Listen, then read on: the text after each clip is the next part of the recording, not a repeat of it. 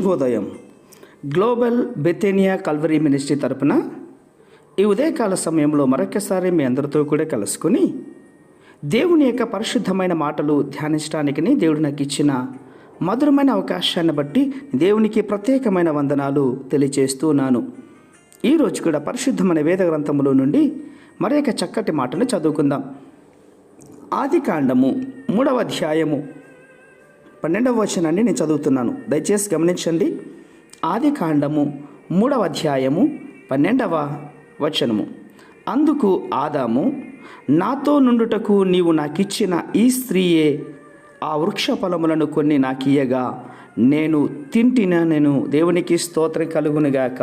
అవును ప్రియులారా, ఆదాము హవ్వలు దేవుని ఆజ్ఞలను మీరి ఆ పండును తిన్నప్పుడు వారు దిగంబరులుగా కనబడుతున్నారు.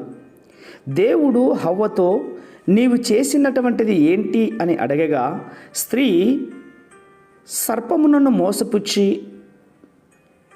నన్ను తినమని చెప్పింది దేవుడు ఆదామును అడిగితే, నీవు నాతో ఉండుటకి ఇచ్చిన ఈ స్త్రీ నాకు ఫలములు ఇచ్చినందున నేను తిన్నాను అని చెప్తున్నాడు. పిల్లరా గమనించండి, దేవుడు ఆదాము హవ్వలను ఏదైనా తోటలో నుండి వెళ్ళగొట్టేటప్పుడు ఆదాముతో ఏమన్నాడు తెలుసా? నీవు నీ భార్య మాట విని తినవద్దని నేను నీకు ఆజ్ఞాపించిన ఫలవృక్షములు తింటివి కాబట్టి నీ నిమిత్తము నేల శపింపబడి ఉన్నది అన్నాడు. ప్రయాసముతోనే నీవు బ్రతుకు దినములన్నీ కూడా దాని పంట తింటావు, అది ముండ్ల తుప్పులను గచ్చి పొదలను నీకు మొలపించును అని చెప్తున్నాడు. పొలములో నీ పంట తింటావు అని శపించాడు ప్రియులారా. అది 3:18లో తెలుపుతోందన్నమాట. ఈ శాపములన్నీ ఎందువలన వచ్చినాయి? మాటలు వినడం ద్వారా కదా. అవును, దేవుడు ఆదామును శపించేటప్పుడు నీ భార్య మాట విని అంటూ ఉన్నాడు, అంతేగాని సాతాను మాట విని అనటం లేదు. జాగ్రత్తగా వినాలి. హవ్వ మాత్రం సర్పము నన్ను మోసపుచ్చినందున నేను తిన్నాను అని చెప్పింది. అంటే సర్పం యొక్క ప్రేరేపణతో హవ్వ ఆదాముతో మాట్లాడిందన్నటువంటి మాటను మనం గ్రహించాలి. అంటే హవ్వ ద్వారా సాతానుడు ఆదామునకు పండును తినిపించాడు. ఆదాము ఒంటరిగా ఉన్నంత వరకు దేవుని ఆజ్ఞను మీరలేదు అన్నటువంటిది గుర్తుపెట్టుకోవాలి. పండును తినలేదు.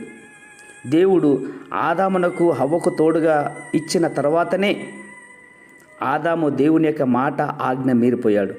దేవుడే కదా ఈమెను నాకు ఇచ్చాడు, ఈమె సలహాలు పాటిస్తే తప్పేంటి అనుకున్నాడు. కానీ హవ్వలో పొంచి ఉన్నటువంటి సర్పము యొక్క పసిగట్టెతనాన్ని గుర్తించలేకపోయాడు. నా ప్రియ సహోదర సహోదరులారా, భార్యాభర్తలు ఇరువురు కలిసి దేవుని చేత ఏర్పరచబడిన వారును గుర్తుపెట్టుకోవాలి. ఇది దేవుడు ఏర్పాటు చేసిన సంబంధమై ఉన్నా కూడా అది దేవుని చేత ఏర్పరచబడిచే కుటుంబముగా ఉండాలి. అట్టి దానికోసమై ప్రయాసపడండి. ఒకరి మీద ఒకరు చాడీలు చెప్పుకోవడం ఆపేయండి. ప్రేమ నమ్మకమైనటువంటి మా ప్రియ పరలోకపు తండ్రి, ఇందాక ఆదాము హవ్వల యొక్క సంభాషణ మేము విని ఉన్నాం. ఎన్నో కుటుంబాలలో ప్రభా, మరి భార్యాభర్తల మధ్యలో ఇలాంటి గొడవలు తెస్తున్న అపవాదిని నజరుడైన యేసయ్య నామములో ప్రభా, మరి ఎన్నటికీ ఆ కార్యములు జరగకుండానట్లుగా మీరే ముందుండి నడిపించి మహిమ పొందుకుంటారని విశ్వాసముగా నమ్ముచు చిన్న ప్రార్థనను మా రక్షకుడిని యేసయ్య నామమున అడిగి వేడుకొని పొందుచున్నాం మా తండ్రి. Amen, amen, amen.